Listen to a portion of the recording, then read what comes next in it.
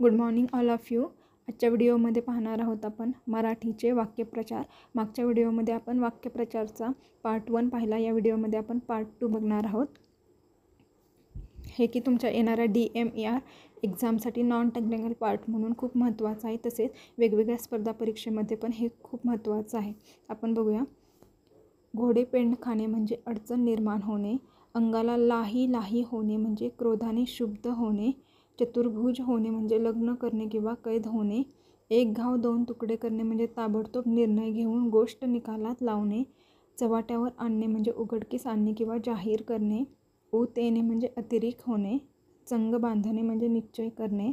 चार पैसे गाठीला बांधणे म्हणजे थोडीफार बचत करणे. पोटाला चिमटा घेणे म्हणजे पोटाला न खाता राहणे. चारही दिशा मोकळ्या होणे म्हणजे पूर्ण स्वतंत्र असणे. सळो की पळो करणे म्हणजे अतिशय हैराण करणे. कायापालट होणे म्हणजे स्वरूप पूर्णपणे बदलणे. गंगेत घोडे न्हाणे म्हणजे कार्य तडीस गेल्यावर खूप समाधान वाटणे. कान टवकारून ऐकणे म्हणजे अगदी लक्षपूर्वक ऐकणे. गळ्यात धोंड पाडणे म्हणजे इच्छा नसतानाही जबाबदारी अंगावर पाडणे. काखावर करणे म्हणजे आपल्याजवळ काही नाही हे दाखवणे. गाशा गुंडाळणे म्हणजे एकाएकी निघून जाणे. कान उघडणी करणे म्हणजे एक कडक शब्दात चूक दाखवून देणे. गौडबंगाल करणे असणे म्हणजे गूढ गोष्ट असणे.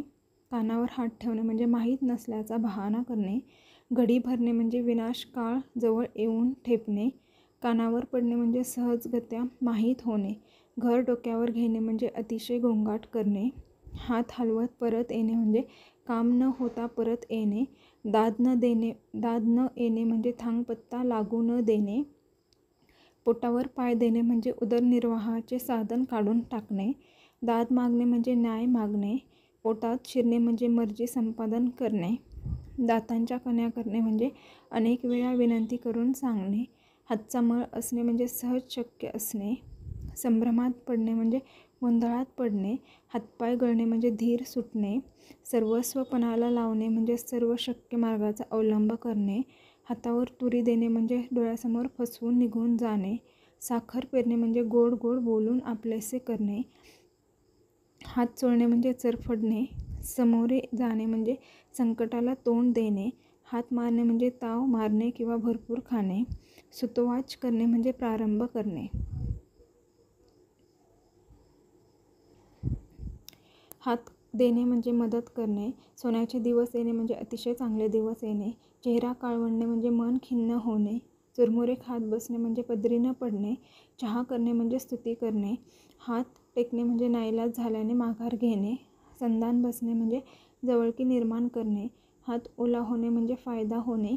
स्वप्न भंगणे म्हणजे मनातील विचार कृतीत न येणे. हमरीतुमरीवर येणे म्हणजे जोराने भांडू लागणे. हल्लाला पेटणे म्हणजे मुळीच हट्ट न सोडणे. नांगी टाकणे म्हणजे हातपाय गाळणे. हस्तगत करणे म्हणजे ताब्यात घेणे. दबा धरून बसणे म्हणजे टपून बसणे. पोटाची दामटी वळणे म्हणजे खायला न मिळणे. वाट लावणे म्हणजे विल्हेवाट लावणे. बेला फुलाची गाठ पडणे म्हणजे दोन गोष्टींची सहजासहज एकाच वेळी जमून येणे. वकीलपत्र घेणे म्हणजे एखाद्याची बाजू घेणे. भगीरथ प्रयत्न करणे म्हणजे चिकाटीने प्रयत्न करणे. लौकिक मिळवणे म्हणजे सर्वत्र मान मिळवणे. दातास दात लावून बसणे म्हणजे काही न खाता उपाशी राहणे. पार पाडणे म्हणजे पूर्ण करणे. धरण धरणे म्हणजे हट्ट धरून बसणे. पादांकरात करणे म्हणजे जिंकणे. धाबे दणाणणे म्हणजे खूप घाबरणे. पाढा वाचणे म्हणजे सविस्तर हकीकत सांगणे. पोटात घालणे म्हणजे क्षमा करणे. दाती तृण धरणे म्हणजे शरणागती पत्करणे. पोटात कावळे कावकाव करणे म्हणजे अतिशय भूक लागणे. दत्त म्हणून उभे राहणे म्हणजे एकाएकी हजर होणे. पायमल्ली करणे म्हणजे उपमर्द करणे. दातखिळी बसणे म्हणजे बोलणे अवघड होणे. पाठ दाखवणे म्हणजे पळून जाणे. पदरमोड करणे म्हणजे दुसऱ्यासाठी स्वतःचा पैसा खर्च करणे. हरभऱ्याच्या झाडावर चढवणे म्हणजे खोटी स्तुती करून मोठेपणा देणे.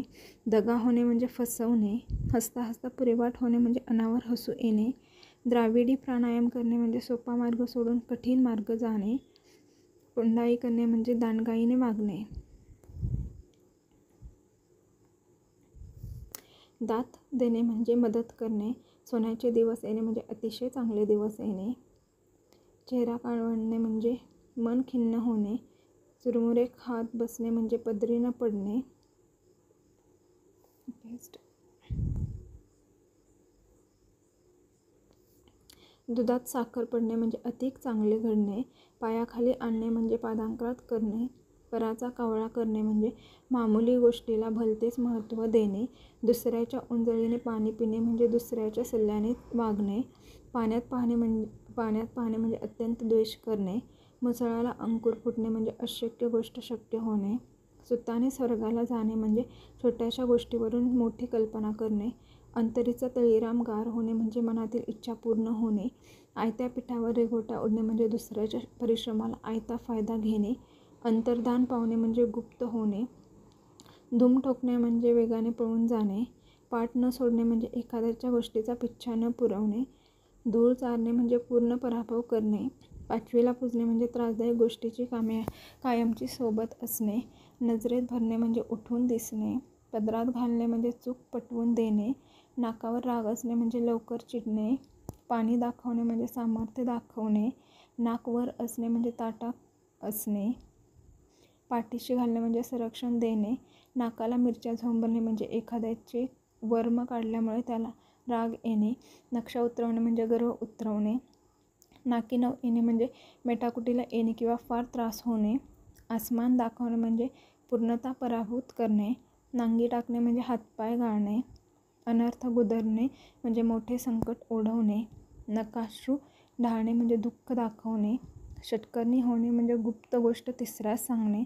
बिनभाड्याचे घर म्हणजे तुरुंग. वर्ज्य करणे म्हणजे टाळणे. लंकेची पार्वती म्हणजे अंगावर दागिने नसलेली स्त्री. मुलाहिजा बाळगणे म्हणजे पर्वा करणे. नजर करणे म्हणजे भेटवस्तू देणे. पाणी सोडणे म्हणजे आशा सोडणे किंवा त्याग करणे. नाक घासणे म्हणजे स्वतःच्या स्वार्थासाठी दुसऱ्याचे पाय धरणे. नाक घासणे म्हणजे पराभव करणे. पाणी मुरणे म्हणजे गुप्त कट शिजत असणे. नाक मुरडणे म्हणजे नापसंती दाखवणे. पाणी पडणे म्हणजे वाया जाणे. ब्रह्मांड आठवणे म्हणजे भीतीने व दुःखाने व्याकुळ होणे. पड खाणे म्हणजे माघार घेणे. निर्वाण होणे म्हणजे निधन होणे. दगडाखाली हात सापडणे म्हणजे अडचणीत येणे. नारळ हाती येणे म्हणजे हकालपट्टी करणे. दगडाला शेंदूर फासणे म्हणजे एखाद्याला अकारण मोठेपणा देणे. तोफेच्या तोंडी देणे म्हणजे संकटात लोटणे. दंडाला माती लावणे म्हणजे संघर्षाला आरंभ करणे. ठाव घेणे म्हणजे मनाची परीक्षा घेणे.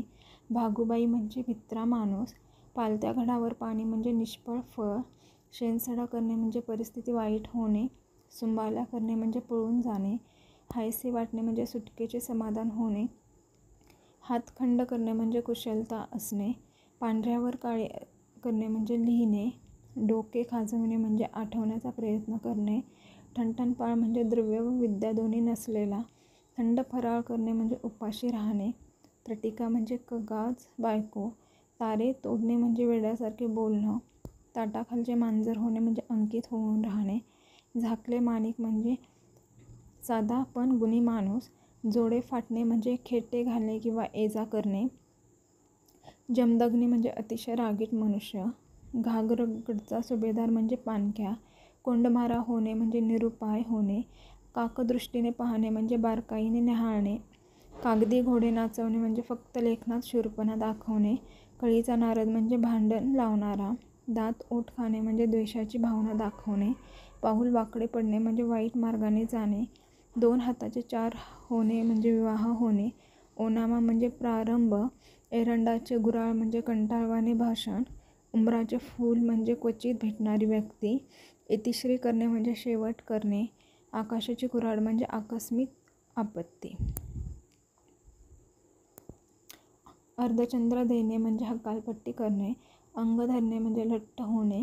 नाकापेक्षा मोती जड असणे म्हणजे कमी कोतीच्या माणसाला जास्त महत्त्वाची कामगिरी स्वीकारावी लागणे. अग्निप्रवेश करणे म्हणजे सती जाणे. आवळ्याची मोठ बांधणे म्हणजे विभिन्न प्रवृत्तीच्या लोकांना एकत्र आणणे. सूर्यावर थुंकणे म्हणजे महापुरुषांची निंदा करणे. लोखंडाचे चणे खाणे म्हणजे खडतर तपश्चर्या करणे. वडाची साल पिंपळाला लावणे म्हणजे नसता संबंध जोडणे. एळकोट करणे म्हणजे जय जयकार करणे. मुंगी होऊन साखर खाणे म्हणजे कमीपणा घेऊन लाभ मिळवणे. मांजर आडवी येणे म्हणजे अपशकुन होणे. फासा टाकणे म्हणजे विशिष्ट हेतूने आमिष दाखवणे. यक्षाची कांडी फिरवणे म्हणजे अकस्मात चमत्कार घडवणे. अग्निदिव्य करणे म्हणजे कठीण कसोटीला उतरणे. अटकेपार झेंडा लावणे म्हणजे फार मोठा पराक्रम गाजवणे. 18 विश्व दारिद्र्य असणे म्हणजे पराकोटीचे दारिद्र्य असणे. तर इथेच आपला वाक्यप्रचार हा पूर्ण कंप्लीट झालेला आहे. आजच्या व्हिडिओमध्ये आपण पार्ट 2 पाहिलेला आहे. मागच्या लेक्चरमध्ये पार्ट 1 पाहिलेला आहे. तर इथे आपण DMER परीक्षेसाठी असणारे नॉन टेक्निकल मराठी वाक्यप्रचार पाहिलेला आहे. धन्यवाद.